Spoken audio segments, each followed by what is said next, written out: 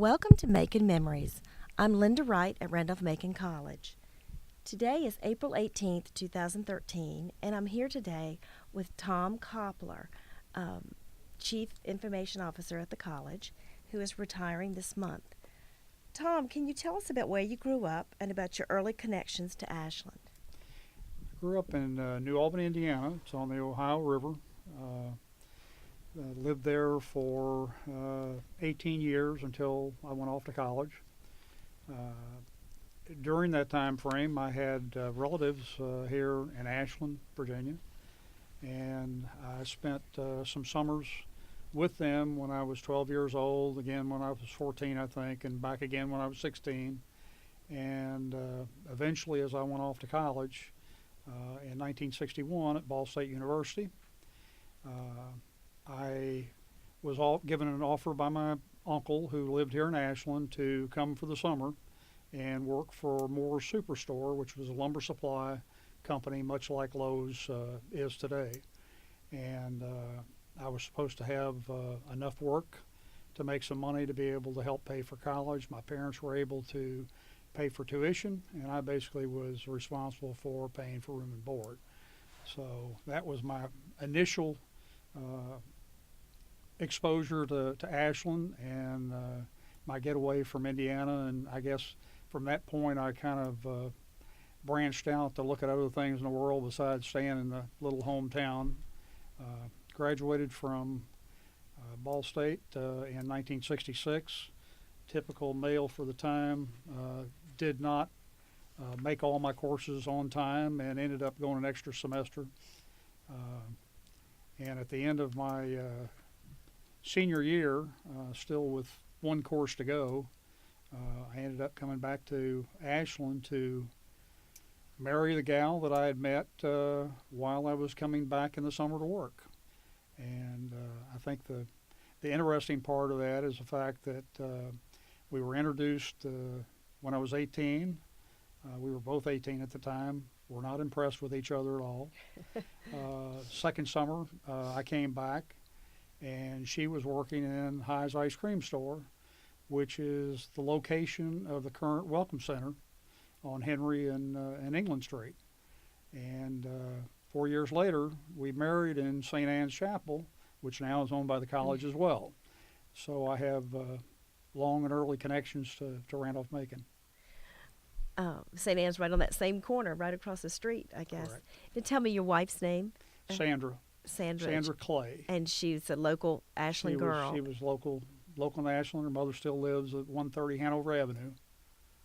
Very good. Well, so your connections go way back. Well, then tell us, okay, you had you graduated and you married, and tell us about your military career and how things evolved. Actually married at St. Anne's in my military mess dress uniform, whites with black bow tie and the works and the shoulder boards. And as soon as I graduated in February of 1966, I was commissioned second lieutenant. And at that point, I worked another job until my flight training came up in the summer of 66. So in July 2nd of 66, I entered active duty as a second lieutenant. We moved to Sacramento, California, where I went through flight school. My wife got a teaching job, so we were probably the richest couple on the military base for our age. And she actually made $500 more teaching than I did as a second lieutenant on flying status. I got a whopping $500 a month at that time, $6,000 a year on flying status. From there, I graduated in April of 67, and at that time they were looking for folks to go upgrade into either bomb school or electronic countermeasures. I ended up going to bomb school, which was destined to go to B-52s and Strategic Air Command. At the last minute, they came up with assignments that got you into tactical aircraft, going to Southeast Asia. My wife wasn't real pleased, but since we had no kids yet, I decided that's what I was going to do. I was going to go ahead and get that out of the way first.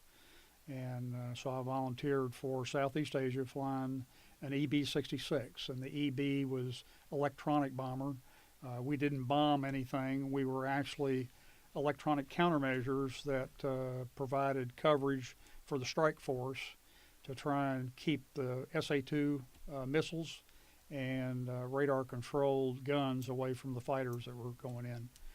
We usually were the first one on target and the last one out. Initially, I went to Shaw Air Force Base to go through that training to get ready, and then went through survival school at Fairchild in Washington for land survival, then jungle survival, then water survival, and finally I got to go into to a combat area in March of 1968. Was my first tour overseas, and we flew out of Royal Air Force Base, Takli, Thailand, which was about 50 miles to the northwest of Bangkok. That was a year tour. I flew about 135 missions during that time, combat missions during that time frame, and at the end of that tour, I got reassigned with non-concurrent travel. I went directly from the combat zone to Okinawa, and finally was able to go back to the States, pick up my family, and bring them to Okinawa. We spent 15 months there in 69 and 70, then came back to the States for more training. Ended up going, I thought I had an F-4 assignment, but they had a shortage of B-66 folks, and since I had a combat tour and about 1,000 hours of flying time at that point, I went to Shaw Air Force Base as an instructor. And I spent from 1970 to February of 1974 as an instructor at Shaw Air Force Base. But during that time frame, I went back to Southeast Asia 3 more times on 120-day missions each time, and flew a total of another 125 combat missions. So over 250 combat missions total. Ended up in 1974, the unit finally closed as Vietnam was coming down, and I was fortunate enough to get an assignment to F-111 fighters out of Mountain Home, Idaho. So it was the first time in a straight high-performance jet fighter. The first airplane was a 1950s aircraft that barely made it through the Vietnam War. We had lots of problems, lots of losses, but that was the early career. The 111, I went from Mountain Home after 3 years to RAF Lakenheath, and in the United Kingdom. We were about 40 miles to the north of London, and I flew there for 2 years. And then I got my first headquarters Air Force job at Randolph in San Antonio, Texas. There I was the chief of weapons officers assignments for worldwide rated officers. And I spent 3 years there. I was promoted, prior to coming there, I was promoted from captain to major. While I was there, I was promoted to lieutenant colonel and took a headquarters tactical air command job after the personnel job at Randolph. And there I directed fighter operations for deployments to overseas bases to practice what they would have to do in a wartime scenario. I was at Langley. I was fortunate because I got my wife back to Virginia. We were able to stay there for 5 years because I was selected for colonel at the 4-year point, and it took almost a year to pin on, so nobody wanted to move you to another assignment until you had the rank that they wanted to put you in. I got a call from a officer that I'd worked with at Mountain Home years before, and he had called at 7:30 in the morning, and I answered the telephone. He says, "Well, I see you still come to work early, and congratulations, I see you're on the colonel's list." And I thought it was just a normal conversation. And he was now Air Division Commander, and he was offering me the job as base commander at Howard Air Force Base in Panama. Wow. Right after I pinned on. So I took that assignment and spent 3 years in Panama, 9 months as a deputy commander, and then took over command until July of 1990. We were there during the Noriega time.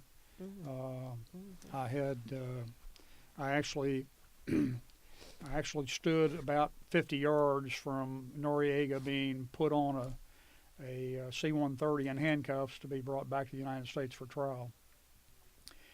We obviously had the invasion during that time frame, not a pleasant time for the military wives and children. My kids were back in the States. They were both in college at the time, so they didn't go through much of that. But the wife will tell everybody that she's the one that actually went through combat. I was on a safe base on the other side of the canal running operations, so she will tell you she's the one that really earned the combat pay. That's basically it. I came from Panama. My last tour of duty as a colonel was director of combat support operations at England Air Force Base in Florida. Somebody had to have that tough assignment, so they gave it to me after Panama for my last 3 years. I retired in February of 1993. Well, all of that sounds like, especially the survival school, sounds like great training to go into the academic world. Correct. So you have quite a background and a distinguished military career in Vietnam and all around the world. And so tell us, how did you end up at Randolph-Macon College then? I actually came out of the service, and I had been interested as a business administration major in college. I was interested in getting into the financial side, stocks and bonds and that type thing. And I had done a lot of that with my people while I was in the military, because in order to keep a top secret clearance, you had to have almost impeccable financials, because obviously if you were in debt, then you were a target for somebody to try and bribe you into giving up classified information. So I decided, in order to keep my personnel in that situation, I need to provide some education to them, and I was interested in that, and they seemed to be interested in what I had to say. So I had in my mind that when I got out of the service, I would go with a mutual fund sales, financial planning type organization. The thing that I failed to bring into the picture is that we were settling in Virginia, my wife's home. After taking her all over the world for almost 27 years, I owed her that. And when I got asked the questions, did you graduate from high school in Virginia? No. College in Virginia? No. Do you have a big group of friends that are in Virginia? No. Well, they weren't interested, because they're looking for somebody that can bring to them a whole group of people to be able to be new clients. So even though I went through the training, I got certified with a small company in the West End to sell and do financial planning type things. It became obvious right away that what they were selling was not something I was willing to sell to other people. And my Air Force officer integrity said, I'm not going to do this, so I never sold the first thing. And we were still living in my mother-in-law's house while we were building our new house. She was a payroll specialist at Randolph-Macon College. What's her name?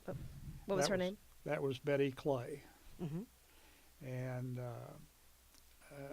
Miss Clay said, I'm getting ready to retire, and I need some help filling out the retirement papers.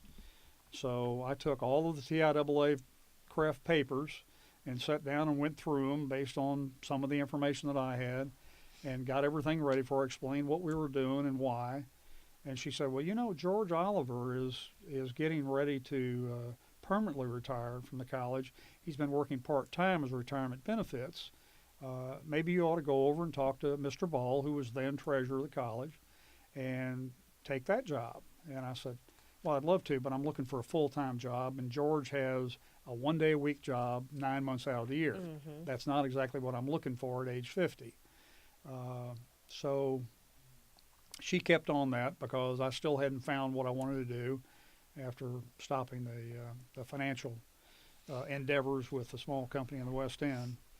And so I finally said, the only way I'm going to stop this is to go and interview with Mr. Ball. So I did, and we both agreed right off the bat that I was looking for a full-time job. He had nothing to offer. But he said, you have military background. I was an aviator in World War II, so we can talk at least 30 minutes about our experiences, and then she'll be satisfied. So we agreed to that, and we had a good time. And I left a courtesy resume at the end of that time frame. later that afternoon, Mr. Ball called and said, you know, I'm looking at your resume, and as a base commander, it seems like you were involved and responsible for OSHA and EPA regulations. And I'm concerned for the college that we have not done what we need to do to be in compliance. Mm-hmm.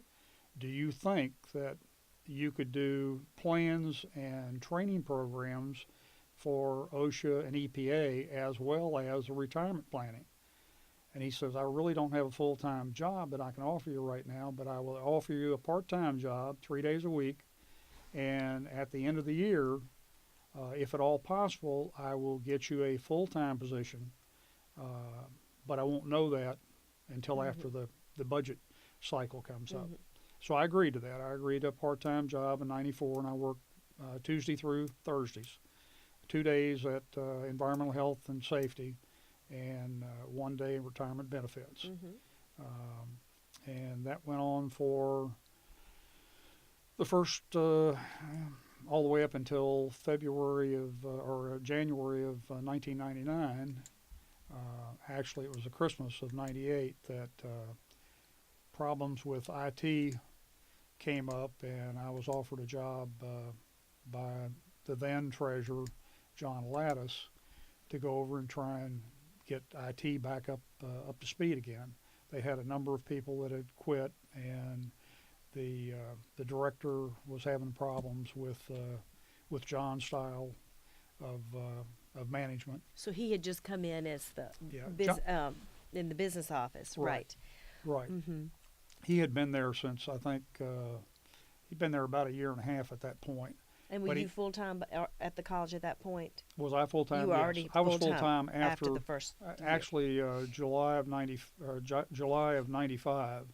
I started full time, and shortly after that, I was doing training activity for OSHA and EPA, basically with a physical plant, but a lot with a lot of different people. You had all kinds of things that we were responsible for, but like most small colleges and companies, they just weren't in compliance at that time, and they didn't train their employees, and they didn't watch safety as close as they should have. There are things about high lifts. You've got to have harness and helmet on. You've got to be tethered to something in case you fall. You've got underground confined space where they're working on steam pipes that they have to have certain ladders and certain tests before they ever go down the ladder. They have to have safety gear on, respirators, and those type things.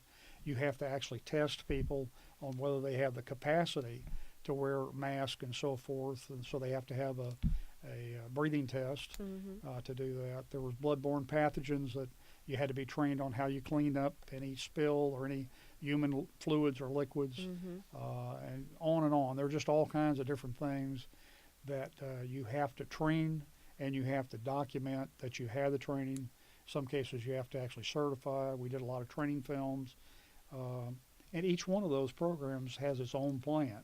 So those plans had to be written. They never had been written. They had some off-the-shelf plans that still had the blank where it was supposed to say Randolph-Macon College. Right, right. But we had to do a lot of that. And sometime, I guess about a year after John Lattis took over the treasurer's office, he decided that it was best for me to handle the risk management for the college, which meant that I picked up all the insurance, all the liability insurance and all the insurance on property. So you had to do the survey of square footage and replacement costs of buildings, plus all the different liability. Every time somebody came on campus for an event, they had to sign that they had their own insurance to cover. So that was an interesting thing that I had. Getting back to what happened in '98 on to '99 when I came to IT, at that particular point, it never, I guess I wasn't ready for what was going to happen. And when the treasurer came into my office and shut the door and said, "We have a problem," I thought I had a problem. Yeah. And this is the thing that went through my mind is this is going to happen just before Christmas. I'm losing my job. What did I do wrong? And he sat down, and he and at the time HR was Gary Lambert, Kelly Lambert's husband, and they informed me that they had problems within IT, and that the director was either going to be terminated or he was resigning. And as it turns out, he resigned, and that they want to know if I would be interested in going over and trying to bring it back up, maybe 6 months in the job, get some people hired, get some things straight in IT. And the reason they came to me is John and I had become friends right off the bat, and we'd had private discussions, and I had been involved in computers early on in the military, not as actually a computer person, but in 1974 when I got into the F-111, the aircraft actually was run by programming a tape of where you were going to go, what altitude you were going to be, and you loaded that up. You did some computer programming, you loaded your own program, and then the tape was loaded into the aircraft, and then it could fly automatically point by point and change altitudes. So when somebody asked, did I have any computer background?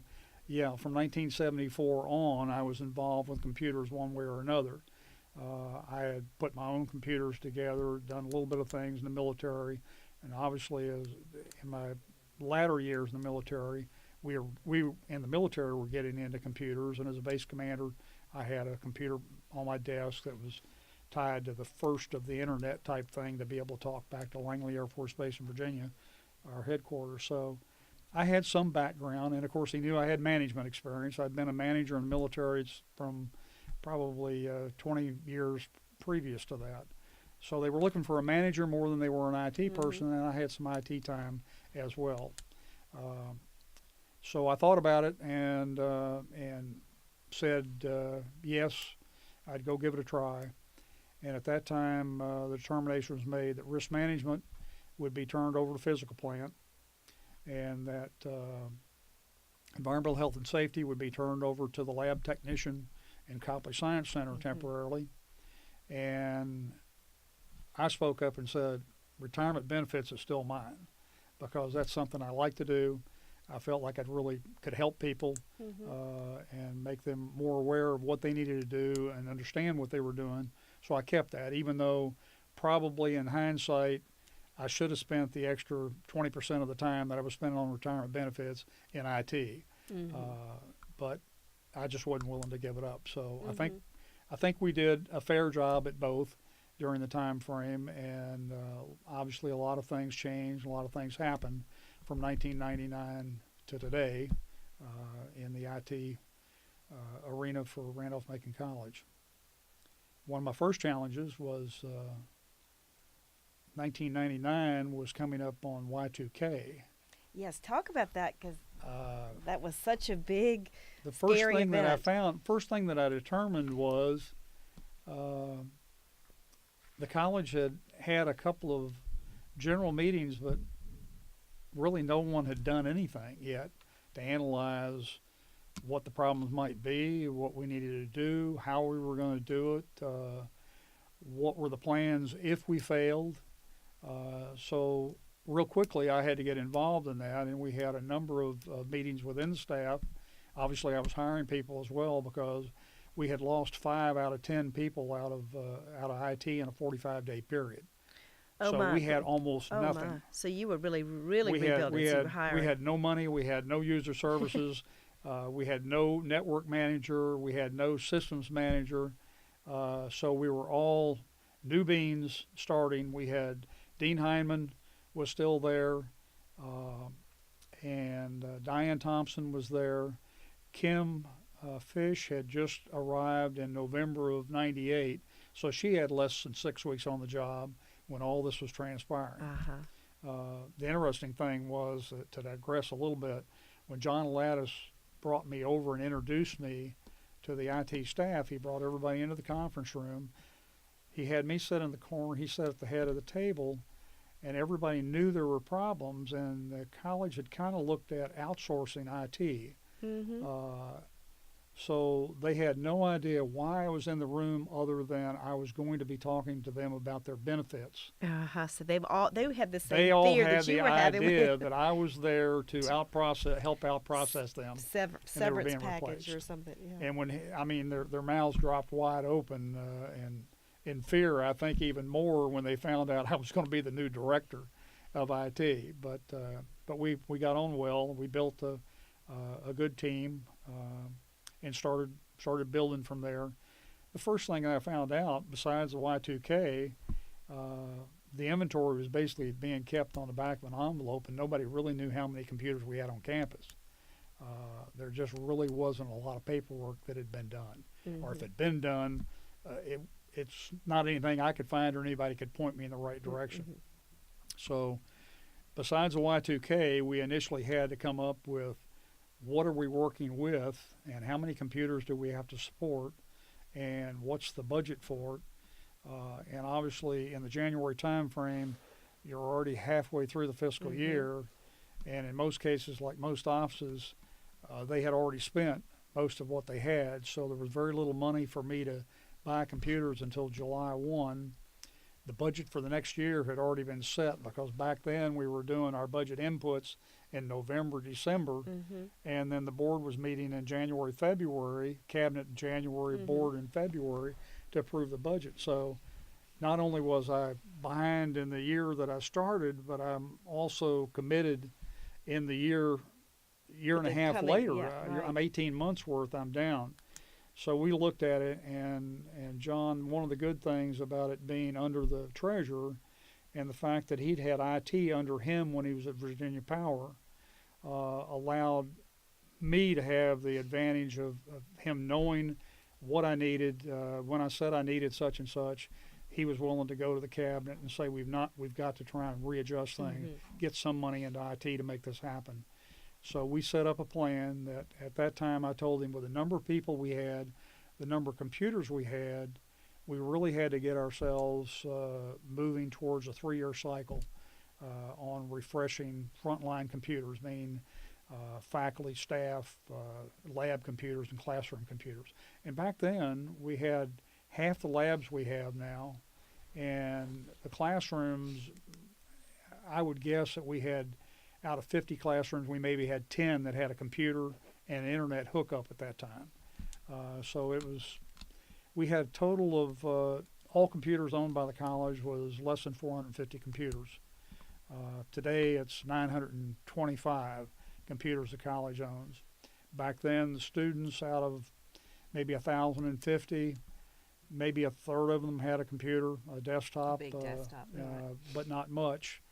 And as most colleges do, we didn't support working on college computers. We tried to help as we could, configurations, getting them on the network and so forth, but we really weren't responsible for, and still aren't, handling college computers. But I tell the parents every year, even though it's not in our mission and we're not funded to do that, we know that there aren't any computer repair shops near to the campus, so we'll do everything we can to help students repair things that we can repair. If they are Dell computers that I have technicians that are warranted to work on, certified to work on, we will repair those, and the rest of them we will try and repair, or at least tell them what needs to be done and replace parts. But it all has to be done on an time available basis, because our primary issue is classrooms, faculty, and staff. And everybody understands that, and that's worked out well. Students bring their machine in, and a day later we've got it fixed and back to them in most cases. Getting all the way back to the first year in Y2K, we pressed on, and we found out we had 4 different types of switches within the network out there, and a total of about probably 60 switches at the time. 3 out of the 4 switches that were deployed, types, were not compatible with Y2K. We had to replace them. So that was part of the budget money that John had to come up with as a special Y2K funding process. And we still weren't sure. You had servers that you had to do. You had PCs you had to test. because everybody was convinced when the clock rolled that the programs weren't going to pick up or the computer wasn't going to pick up. We did as much as we could, upgrading and checking, changing the dates on things to see which ones seemed to go through and which ones didn't. And we ended up so concerned, like most people, that we all met at 9 p.m. on the 31st of December, and the idea was we were staying all night to check systems. And we did. And the first thing we checked was we had a TV up there to see what was happening in New Zealand, Australia, Right. and other places. And it was apparent that unless you had done absolutely nothing, you were okay. Yeah. And we had, to the best of my knowledge, absolutely no failures on campus, Right. computer or network-wise. Mm-hmm. So that was a good start. That was a success. Somehow going through all that 6-month offer of me get the IT up and I could go back to my old job kind of faded into the wind, and right. I was the IT director and going to stay that way. And 13 years later, I'm retiring. Talk about, thank you for that. Talk about classroom technology a little bit. Just, back in the day, what, an overhead projector, or then they had computers, but most Yeah, faculty weren't LCD, using. no LCD projection, and as I said, most classrooms did not even have a computer in it, Right. nor did they have internet. And they wouldn't have the network or anything So like that. we had to bring internet to all those things, and anytime you bring internet in, you're having to increase the number of switches you have to be able to handle that. And as we did that, the library got involved, the media center got involved with the LCD projectors, smart boards, and DVRs, back then video recorders. So all that stuff came in the classroom, where before you had a luxury if you had 1 or 2 mobile units that you could move into Right. your classroom. So it was a big change. We still got a long, long way to go, but based on the budget that we've had during the years, I think we've made some real strides. How about the wireless technology, having to go from all this hardware you're describing and wiring? Yeah, one of the things that, wireless was something that a lot of colleges were picking up because they had not done the wired job that Randolph-Macon had done in 95 and 96.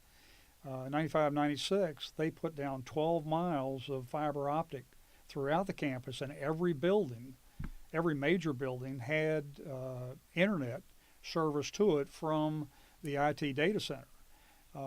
So most colleges had done only a few buildings that way, so wireless became their savior for being able to get a signal to places that they had not spent the money on.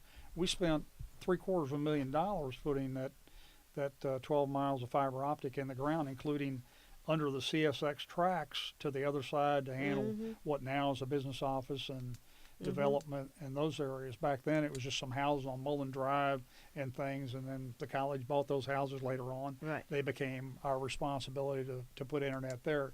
But the wireless in the classroom was kind of a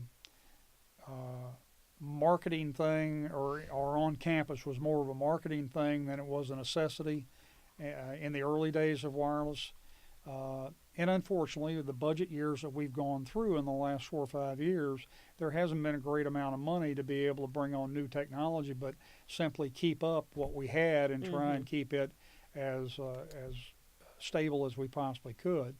So when the wireless idea came up, it became more of a marketing issue for students, and it was concentrated on places where students are, residence halls, library, some public areas like at the campus center, lobby areas like in Copler Science Center.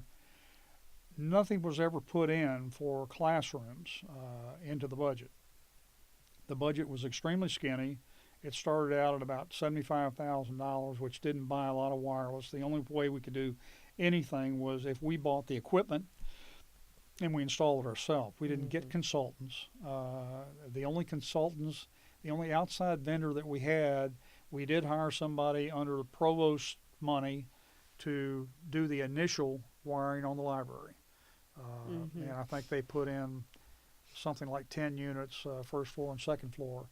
And then 3 years later, as we started to broaden and had more residence halls that we were trying to cover, and special interest housing, fraternity housing, and so forth, we were able to attach into the budget for replacement of the entire network, wired and wireless.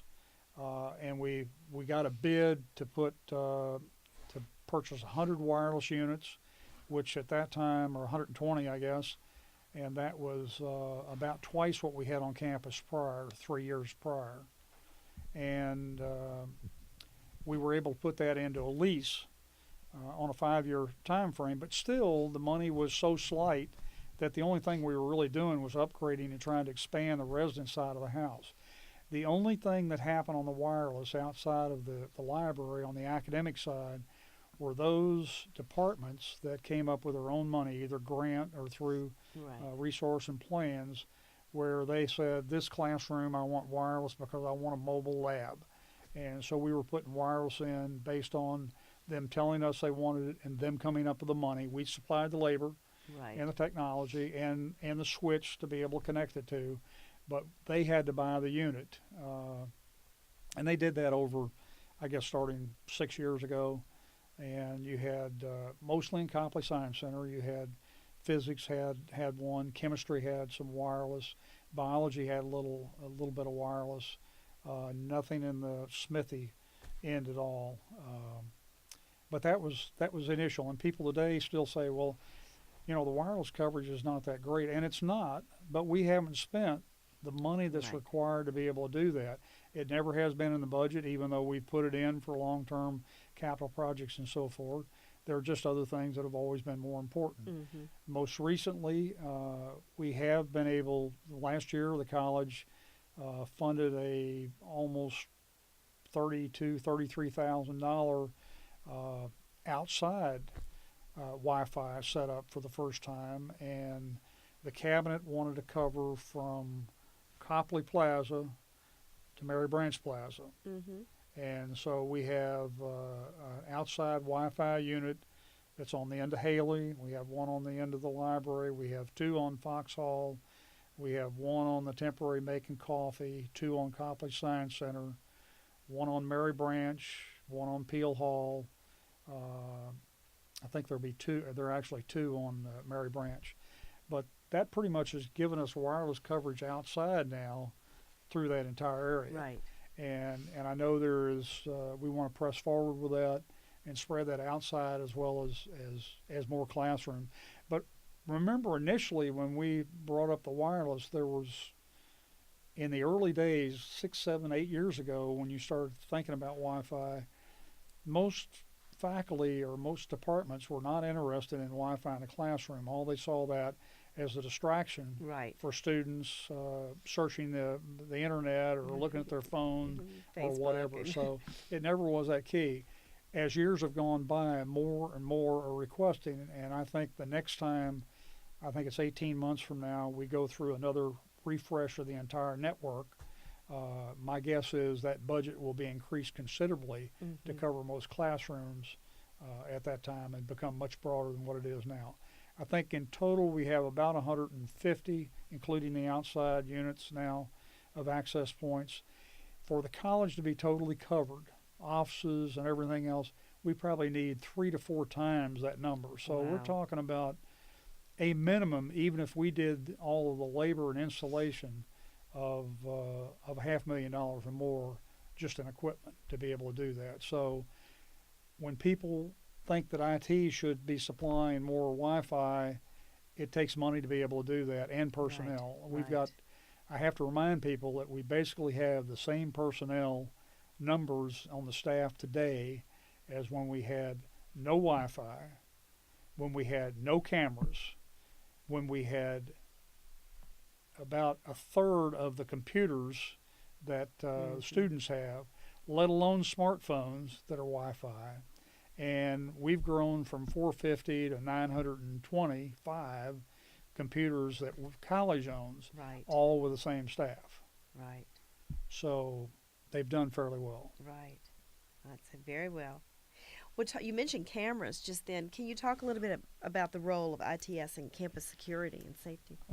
Basically, like almost everybody with the Virginia Tech tragedy, the campus started looking at things we could do to increase security.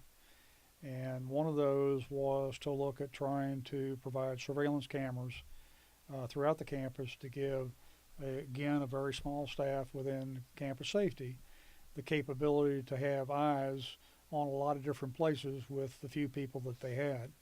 Uh, and we went out and got a bid. We didn't. Campus Safety went out for the college and requested an outside firm come in and do an analysis of how many cameras we needed, where they would be deployed, and the whole works. That bid came in at about $950,000. Obviously, the college didn't have that kind of money. So we kind of plodded along. We had a few cameras. I was concerned initially when we went to 24/7 open hours in Copler Science Center. I was concerned about the lack of physical protection that I had within IT for the data center. So IT went ahead and did a camera system, a controlling system, a server, the software, the monitor, and then deployed a few cameras. We put a camera in at our expense into Copley 200, 201, our main computer labs in the building at the time. We put one in the server room itself. Later on, we put one in the hallway upstairs, the hallway looking at the dock so we could see things coming in and out of our storage area down there. And some folks in campus safety saw what we had done. We had one on the end of Mary Branch, so that was the only one that was outside that they could see the fountain area with. So we set them up so they could monitor that particular camera. They started having more and more damage on campus, vandalism type things, incidents that they continued to push with the dean of students and with board of trustee members, the fact that we needed to fund some surveillance cameras. So we had the basis of the servers and the software. I'd already paid for that. It was the contract that I bought on that stuff allowed us unlimited usage of putting more cameras on the system. So that was not going to be an expense, but we did have to come up with money to be able to put cameras around. And they had a board of trustees member that donated some seed money to start the cameras.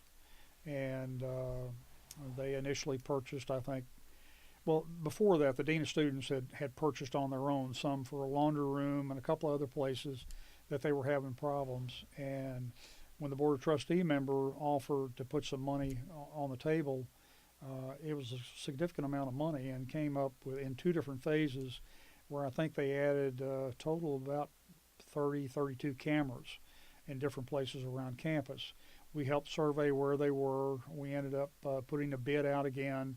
It came in very expensive from one vendor, and then the people who were doing our doors said that they do the same thing. Our access doors also do surveillance camera for the government's at the time monitor security. And so they came in and did a bid and offered to warranty the cameras for 5 years. Wow. Meaning that we paid nothing for any replacements or repairs on those cameras, and also to service the cameras that we already had at a fee. So that's kind of how we got into it. We're up to, I think, 52 cameras now, and obviously we could use more, and we would like to have more, but again, it's a budget issue. We missed in there between coming into IT. One of the first things that happened with John Lattis and the Student Government Association was the request for a card system. And we were involved in that because we were going to have to do the network connections for anything that did card access, whether it be a door or a vending machine or whatever. So that was that probably, my guess is that happened in about 2002, 2003 time frame. And initially, you were just doing residence halls, the exterior doors, and Copley Science Center, And I believe that was it at the time. Since then, there have been a lot of other doors that have been added, and when we added Andrews Hall, we doubled because we decided we wanted proximity access with your fob on your keychain to the individual rooms as well. So each room in Andrews is entered by proximity as well as the exterior. We originally had magnetic locks on all the doors where you swipe the card. Now all the entries are via the fob. The magnetic card now is simply used for the Seaboard system for the dining hall for them to their meal plan. And obviously on the other side is just their physical ID picture card. It's constantly changing, and it'll be something else in just a few years, and you'll have to, all the hardware and software will constantly be changing. What do you see as some of the biggest challenges facing your successor in IT? We saw it in the last few months that I was here, and we still haven't resolved that. First of all, whether we want to pay for it or not, we've got to pay for increased bandwidth, which we just tripled the bandwidth in the January timeframe, and that's one portion of it. But the wireless that we have out was set up basically for people to use laptops. The wireless experience today is a laptop is on, a gaming unit is on wireless, a printer is on wireless, and a smartphone is on wireless because they don't want to use up their Verizon time or Sprint time or whatever. They'd rather connect our network and not use up that data time. And we haven't budget-wise and equipment-wise caught up to that yet. So the real problem is trying to get the density we require, increasing the number of wireless units at almost every location in order to cover that. We actually went out and looked at a company called Apogee and asked them to give us a bid on what they would do if they took over the resident network, which they've done at a lot of colleges and universities. And we were kind of blown away because the fee annually was $175,000 to provide internet service to the residence hall. That probably equates out to about 4 times what we're spending today on that service. But in doing that, they would increase even more bandwidth than what we have today for the student side of the house, and they would probably put 2.5 times the number of access points, which cost almost $500 a unit, that we have in the residence halls to be able to cover the now smartphone, laptop, desktop gaming system. So that's one of the big challenges. Obviously, the outside area is another challenge. Classrooms, we've got maybe, I guess 25% classrooms have some wireless coverage, so that's going to be a big increase.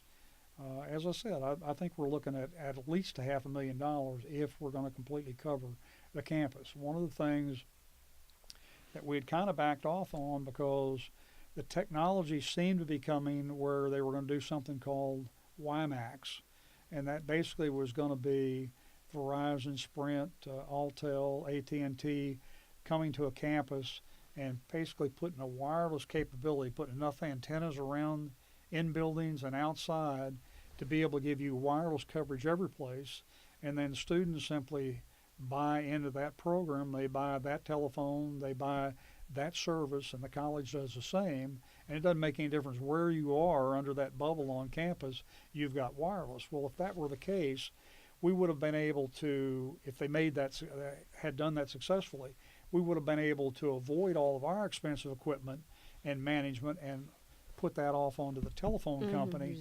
Probably ended up at a lesser cost than what we're having to do by doing our own equipping and management and servicing. But unfortunately, the initial tries at that in the Baltimore area were a failure. They couldn't get the coverage that they thought they could get with the amount of money. It didn't appear to be profitable, and Sprint was the one that tried to do it, and they just gave up on it. So I think we're now looking at that still may come down the line, but it's not coming down the line quick enough. The college is going to have to bite the bullet, and maybe it's not the 500,000. Maybe we double what we have today, and we keep striving to get there. But we've got a long ways to go.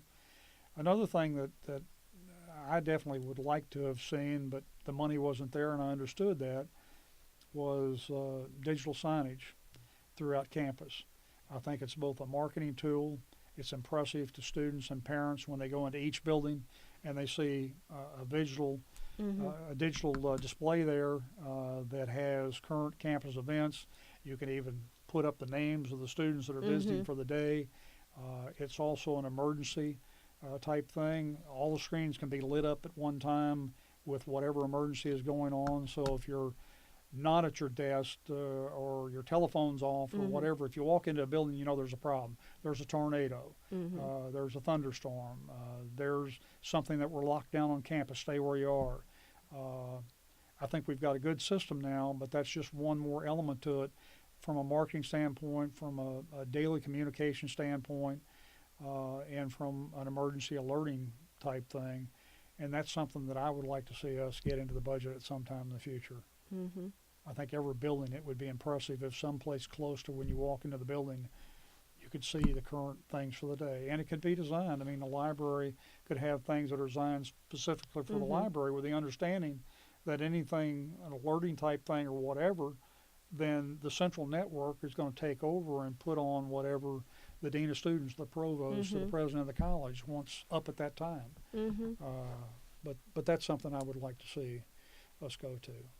That sounds very manageable. I mean, maybe It's, costly, the but problem is the problem we have is seating, having the right people. First of all, almost always, just like we have we went from computers and network to computers, network, doors, to cameras, to wireless, to any number of other things on the software and the administrative type side of the house.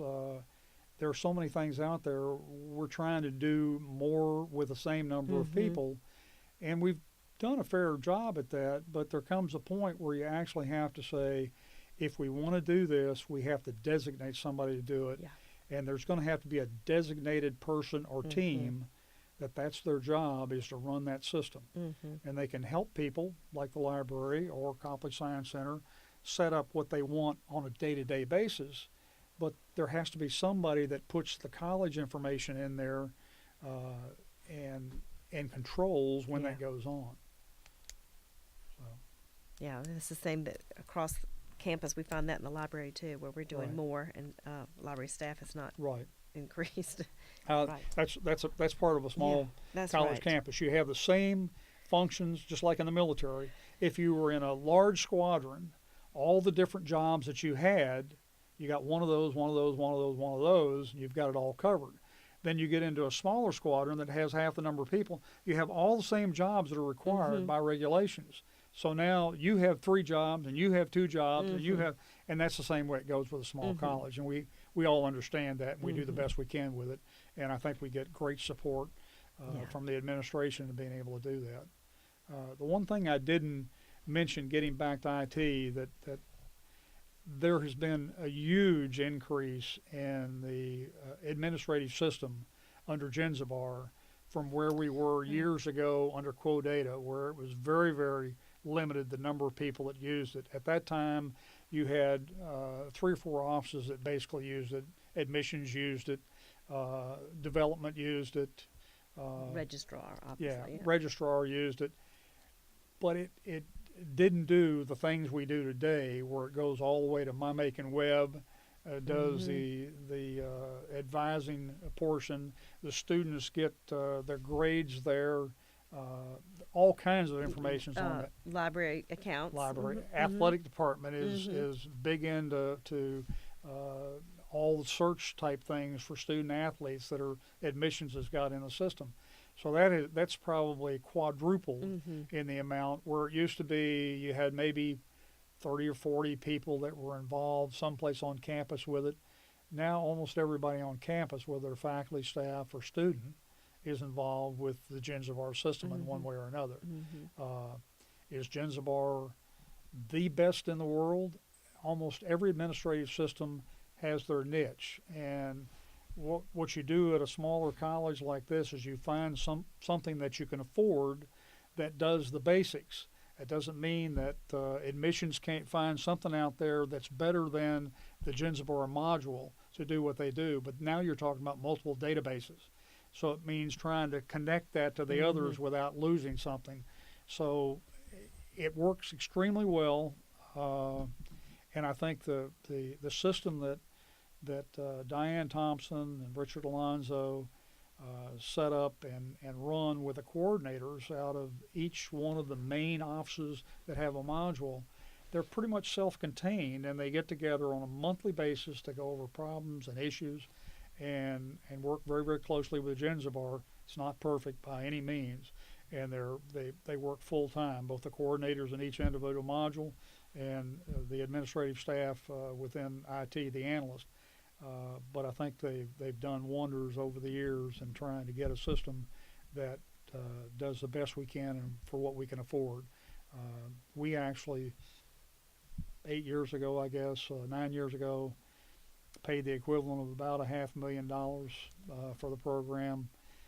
If we went to another vendor today or even bought into Gensbar today, that same system would cost us $1.2 to $1.5 million.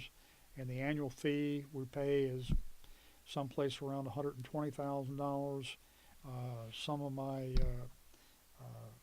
CICV schools told me that they have Banner and they're paying $400,000 a year in maintenance costs. Wow. They're paying it annually almost what we paid when we bought the program. So a big issue. Just getting on a little bit more on a personal level, did you find it difficult to adjust to an academic community after so long in the Air Force? That's a very interesting question because one of the things that Bill Ball, the then treasurer when I was hired, made mention to me. He says,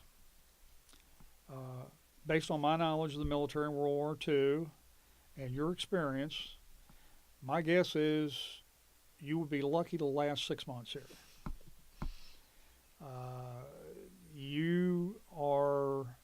You've been in a position where you were the person that made the decisions and you made it happen. Sometimes right, sometimes wrong, but you won't find that's the way we do business on a college campus.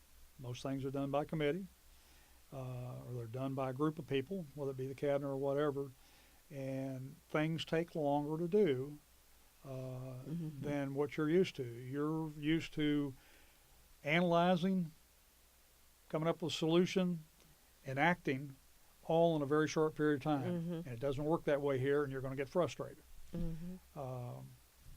He actually called me on the telephone, Mr. Ball did, when I took the job in IT, and he says, first of all, I'm surprised you're still on campus. Second of all, I'm shocked that you were dumb enough to volunteer for that job. The IT job. The IT job. Now, how so? He just Well, he knew, did seem like you were volunteered anyway. He knew that there were a number of problems that faced small campus, faced anybody, and with the budgets and the personnel that you had available, and where you were trying to go with the total technology on campus. He just knew how difficult that was. And one of the interesting things about looking at where I was with IT as a director there, it's kind of similar to where I was in the military. Early in my career, I was an aviator. The aviator is the pointy end of the sword. They're the ones that everybody else supports. So everybody else hates you because you're always telling them, you need to do this for me, you need to do that for me, and whatever. And as a base commander, I became the supporting agent. I had the civil engineers, I had the housing folks, I had the dining hall, I had the security police, I had all the functions that support the base. And so I had to then listen to all the aviators telling me, as a former aviator still wearing wings, that this is what you need to do for us. And when you get to a college campus in any of our service situations like that, that's what you're doing. You're supporting the front line being faculty members that are in the classroom and teaching, and you become the service organization.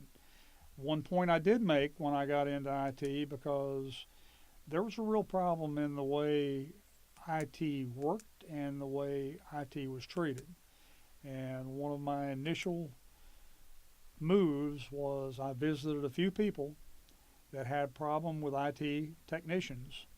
First of all, to find out if the problem was the IT technician or whether it was the person being served. Mm-hmm. And my comment and the thing that I laid on them right off the bat was, I am a service organization, but I have no servants that work for me, nor do they work for you. Mm-hmm. So I expect when they come here, if you don't like what they do, you let me know about it. Mm-hmm. I'll take care of the problems. You don't try and discipline or Mm-hmm. yell at them or Mm-hmm. tell them what they did wrong while they're there. We'll get it straight, Right. but I don't want them abused when they're out trying to do their job, because you may or may not be right Mm-hmm. about what they've tried to do. So I got that straight probably in the first 6 months. And there weren't very many. I mean, Mm-hmm. people on campus have really been great to work with. Mm-hmm. And I certainly wouldn't have stayed almost 19 years if it hadn't been that way. I melted into the family very quickly, and I guess it was one of those things that took me 27 years in the first job, and I didn't want to look for another one, so I was Right. going to stay here. Right. Right. It sounds like it was a good fit, and you were able to take those military experiences and, like you say, find compatibilities. Yeah, one of the things that I think was a real advantage for me in the going to IT was the fact that I knew almost everybody on campus, because I'd been here 4 years being the retirement benefits Right. coordinator. I'd trained Yes. them in OSHA and EPA type things. So I dealt with almost everybody. So everybody knew me. They didn't know that I knew anything about IT or managing IT or anything, but at least they were willing to give me the benefit of the doubt and Mm-hmm. let me do my thing. Mm-hmm. And I think that worked out. Mm-hmm. Had I just come in off the street, I think it would have been a whole lot harder for anybody Right. else to have worked with IT and worked with academic chairs and academic or administrative offices on campus. But I had that Right. that knowledge and familiarity with Mhm. with faculty and staff. Mm-hmm. So you already known Yeah. entity. That was good. Well, what do you see as the watershed events in the life of the college? Just thinking globally while you were here. Well, I think you have to grow in order to be able to survive to a certain point, and I think the college stayed at a very small level for a long period of time, and the competition for quality students has gotten to the point where we had to expand. And I guess my concern is I think we're fine on facilities right now, and the construction that we're doing. Obviously, a beautiful Brock Commons for the students, but academic buildings haven't had a lot done to them. A lot of classrooms don't really lend themselves to the size classes that we're going to have to go to. I think there has to be emphasis on the infrastructure, and it's not something that's popular to try and push on fundraising to build a building that houses faculty. I mean, you Mhm. don't have enough room in buildings. We'll just keep shoving them on top of each other and sharing space that doesn't meet their needs or is not appropriate for them. And the same thing is true in some cases on the administrative side of the house. We've done all the things to increase the size of the college, but to me, I'm concerned about the infrastructure that backs it up.